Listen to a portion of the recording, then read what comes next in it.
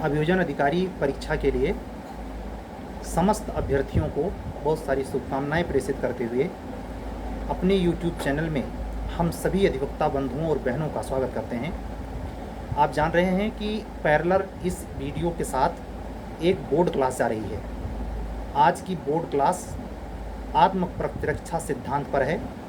वो आपकी समस्यागत जो सवाल आते हैं, चाहे एविडेंस के आएँ, चाहे IPC के आएँ, चाहे CRPC के आएँ, उन समस्याओं को सुलझाने का तरीका क्या हो और उस समस्याओं को डील करने के लिए किस हद तक विधि को ब्यौरेवार और सूक्ष्मगत समझा जाए, उसका एक अप्रोच मैंने देने की कोशिश की है। और जब आप उस YouTube वीडियो पे जाएंगे और उसको पूरा देखेंगे, लगभग आधे घंटे का है। हमें इससे मतलब नहीं कि YouTube उसको मॉनिटर नहीं करता, हमें सिर्फ आपसे मतलब है। अगर 5 लड़के भी उसको देख लेते हैं तो बोलने की सार्थकता है। और हमें पूरा यकीन है कि जो ला का धुरंधर स्टूडेंट होगा वो मानेगा नहीं, वो आधे घंटे क्या 3 बार रिवर्स करके 1.5 घंटा खपाएगा उसको। और अगर कोई ऐसा करता है तो उस समस्या को ही हल नहीं करेगा, उससे जुड़ी ऐसी तमाम समस्याएं अन्य विधियों से जुड़ी हुई भी डील करने में वो दक्षता हासिल कर लेगा। मेरी अपनी छोटी सी कोशिश है उच्च क्रक्स कन्फ्यूजन को ख़त्म करने के लिए जो अक्सर समस्यागत सवालों में पाए जाते हैं। आप तैयारी के दौरान सबसे ज़्यादा जो नवीन तैयारी करने वाले होते हैं या जो एकेडमिक रूप से वीक होते हैं, उनका सबसे बड़ा दिक्कत समस्यागत सवालों को डील करना है। मैं व्यक्तिगत अनुभव बता रहा हूँ। ऐसे सवालों से लोग भागते हैं। खोजते क्या हैं कि पूछा हो कि दुष्प्रेरण की क्या परिभाषा है, दुष्प्रेरण कितने प्रकार से हो सकता है, षड्यंत्र की क्या परिभाषा है, षड्यंत्र कितने प्रकार का। ये जो थ्योरेटिकल सवाल आते हैं इसमें अंक नहीं आते। ऑटोमेटिक 3 से 4 नंबर, 2, 3, 4 नंबर कटेंगे ही कटेंगे। लेकिन अगर प्रॉब्लम आपने डील किया तो पूरे के पूरे मिलेंगे। लेकिन हाँ, एक रिस्क है कि अगर आपने गलत किया, सेक्शन नंबर गलत मेंशन किया, उसके विश्लेषण में कोई बहुत बड़ी त्रुटि की, केस ला कहीं का कहीं डाल दिया, तो वो रिस्क है। कहते हैं ना कि जितना बड़ा रिस्क उतनी बड़ी सफलता। तो रिस्क अगर जैसे किया, ये इसमें प्रॉब्लम बेस्ड क्वेश्चन में यही होता है कि अगर आपने इस जगह पे बारीक त्रुटि भी की तो पूरा का पूरा नंबर डूब जाएगा। लेकिन आप जानते हैं प्रक्रिया विधि के, चाहे यूपी हो या बिहार, अभियोजन अधिकारी के पेपर में, क्योंकि इसी की तो आपकी परीक्षा है कि आप केस जब आएगा तो समझ पाएंगे।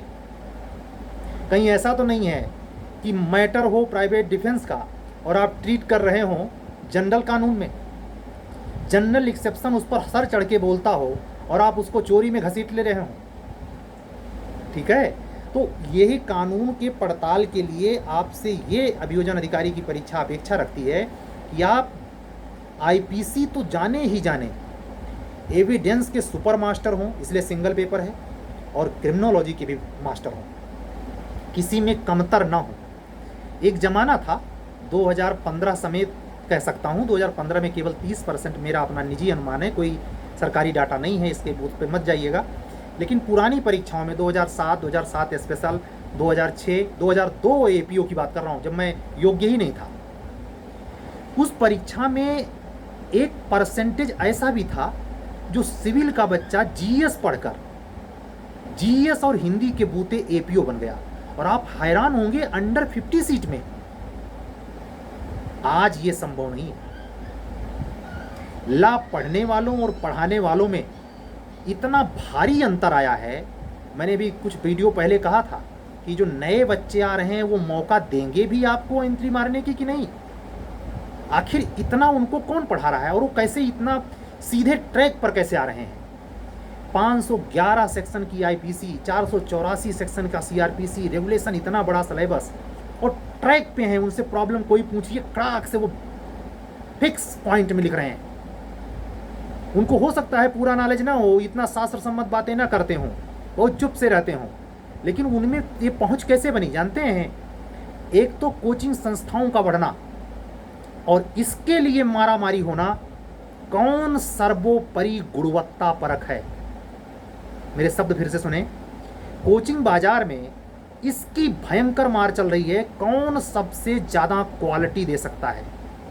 वो जमाना नहीं है सस्ता कि बिल्कुल सस्ता आओ हमारे यहाँ, भीड़ भीड़ दिखा के कुछ ना करोगे, केवल 2 दिन की मेहमानी है। 4 महीने में चरचरा के बैठ जाओगे। इतना पारखी बच्चा आ रहा है, चाहे 5 ईयर का ला हो चाहे त्रिवर्षीय ला हो। त्रिवर्षीय में बल्कि अवनति आई है। पहले त्रिवर्षीय का इम्पोर्टेंस ज़्यादा था, प्रोफेसर क्लास ले रहे थे और उन क्लास का असर होता था। आज त्रिवर्षीय से ये चीज़ महंगी महंगी यूनिवर्सिटियों में क्लैट क्वालिफाई करके, बेंगलुरु, दिल्ली यूनिवर्सिटी, इन स्थितियों में साउथ की यूनिवर्सिटियाँ जो हैं वहाँ जो ला पढ़ाई जा रही, लखनऊ में कुछ विद्यालय ऐसे हैं, मैं प्रयागराज का नाम तो नहीं लूँगा, मैं प्रयागराज में हूँ ही, मैं संतुष्ट नहीं। मेरठ, पश्चिम के राज्यों के लड़के इतना स्ट्रॉन्ग लॉ में कैसे हैं? आप जानते हैं लॉ और IAS सिविल दोनों का गढ़ राजस्थान क्यों बना हुआ है? पटना क्यों नहीं है? और प्रयागराज तो कभी से मेन के लिए विलुप्त हो चुका है। मेन की बतिये ना होती यहाँ, पूरी जिंदगी 21 साल से लेके 48 साल तक प्रिय रहती है। दुर्भाग्य है इस भूमि का। हाँ, ये बात अलग है, फाइनल रिजल्ट में अब तेजी से सुधार भी है, क्योंकि वो कमियां जब पता चल जाती हैं तो आदमी उस पर काम करता है। एक नए उम्र वाला अगर कर सकता है तो हमारे उम्र के 35 साल की उम्र के और उम्र के लोग क्यों नहीं कर सकते? तो आप आज का वीडियो जो मैंने डाला है उसमें कन्फ्यूजन क्रिएट करने वाली स्थितियों को भी समझेंगे। दोनों प्रॉब्लम को समझकर अगर सेम प्रॉब्लम आ गई by the way, luck by chance, तो जैसे बताया हूँ वैसे ही हल करेंगे।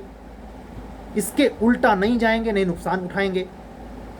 और ये दोनों प्रॉब्लम अन्य विधियों के प्रॉब्लम को डील करने के सूत्र को आपको सरल करेंगे।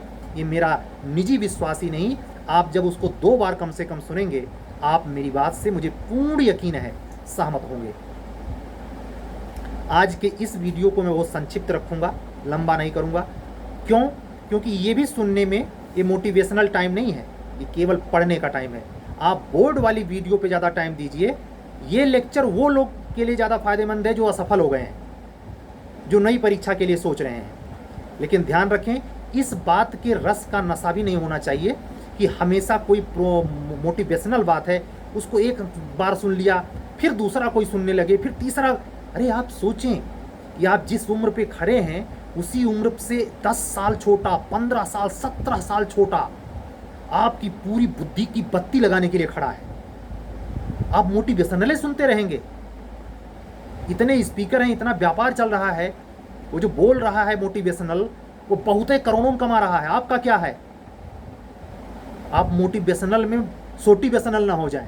इसलिए मोटिवेशनल को बस उतने से जब तक दिमाग थक गया हो, थोड़ा सा रिलैक्स मोड में लेने के लिए 5-10 मिनट, अधिकतर टाइम या तो रेस्ट नींद ले लें या आप उस जगह जाएं, वहाँ टकराएं, उस चुनौती को स्वीकार करें जहाँ से स्वीकार करने से, लड़ने भिड़ने से आपके उत्तर में अंक बढ़ेंगे। आप कोशिश करें। बच्चों की मेरे पास कापियां आती हैं, वो ऐसा अनुभव शेयर कर रहे हैं कि वो पहली दफ़े लिख रहे हैं। बताइए, मेंस की परीक्षा है और हर जगह से वो प्री क्वालिफाई हो जाते हैं, लेकिन मेंस लिखने में उनको रफ्तार नहीं बन पा रही। कैसे होगा? मेंस गति की, लेखन शैली के पीछे बुद्धिमत्ता की, तर्क संगतता की और आपके विश्लेषण क्षमता की एक साथ सुदीय परीक्षा है। मेंस हल्के मत लीजिए। इसलिए जिन परीक्षाओं में जैसे MP ADPO मेंस एग्जाम नहीं है, वहाँ वो तरासने वाले बच्चे ADPO में नहीं दिखाई देंगे। मेरे कहने का अर्थ ये भी मत लगा लेना कि जो वहाँ ADPO की पोस्ट पर हैं वो नॉलेज कमतर रखते हैं, नहीं। मतलब इस संभावना की मैं बात कर रहा हूँ। मेंस परीक्षा आपको इस दायरे से, इस रास्ते से आवश्यक रूप से ले जाती है। अगर इस किसी परीक्षा प्रक्रिया में कहीं स्टेट में ऐसा विधान है कि मुख्य परीक्षा का ये प्रक्रियात्मक हिस्सा रखा ही नहीं गया है, तो वो तो उसकी पॉलिसी मेकिंग की बात है। लेकिन कुशलता का परीक्षण का वो मानक आधार नहीं होने की वजह से वो उच्चता नहीं वो प्राप्त कर सकता। कौन? भर्ती बोर्ड। जो ये जैसे आप सोचिए, अपने यहाँ की APO से ज़्यादा टफ है बिहार का। यहाँ तो 4 ही पेपर है, वहाँ देखिए। और वहाँ हिंदी मात्र क्वालिफाइंग है, यहाँ तो हिंदी जुड़ रहा है। तो हिंदी मीडियम वाले बच्चों के लिए ज़रूर आसानी दिखता है, लेकिन लिमिटेड सीट हो चाहे अधिक सीट हो, ये प्रॉब्लम बेस्ड क्वेश्चन, ये विश्लेषणात्मक स्तर की चेकिंग, ये हिंदी में निबंध और लेटर के द्वारा आपकी अभिव्यक्ति क्षमता, वैचारिक क्षमता, गवेषणात्मक पावर की चेकिंग, साधारण चेकिंग नहीं है, स्मृति बोध की चेकिंग तो है ही, कितना याद रखते हैं। साथ में ये जो बोला अभी जस्ट 1 सेकेंड, उसका भी जोरदार ढंग से परीक्षा होती है। इसलिए यहाँ के एपीओ बनने के लिए, इन सूक्ष्मताओं को पकड़ने के लिए, इसके पीछे दौड़ भाग करके इसको जीतने के लिए आपको मोटिवेशनल नहीं, स्ट्रिक्टली उस चैलेंज को स्वीकार करना पड़ेगा। उनके स्रोतों पर निगाह लगानी पड़ेगी, कहाँ से पढ़ते हैं आप, और उन स्रोतों के प्रति जो कोई अगर पढ़ाने वाला है तो वो कितना डील करता है स्पष्टतया, इस पर भी विचार करना चाहिए। अब मिलेंगे आपसे कल वाले वीडियो में नए टॉपिक पर। मैंने हालांकि बोर्ड वाले वीडियो में कहा है कि एक्सटॉर्शन और आपराधिक अवित्रास को लेकर के एक कॉमन वीडियो रहेगा कल वाले में। इसके बाद 2 वीडियो और आईपीसी पे होंगे, उसके बाद एविडेंस आएगा। ठीक है। हमारे इस चैनल को जो लोग नए रूप से देख रहे हैं, वो अधिवक्ता बंधु या बहनें, हमारा व्हाट्सअप नंबर हमसे जुड़ने के लिए 7705090393 तो याद ही रखें। साथ ही हमारे चैनल को रिक्वेस्ट है कि सब्सक्राइब करें, शेयर करें, कमेंट करें, लाइक करें। आप सबका बहुत बहुत साधुवाद, धन्यवाद। सत्यमेव जयते।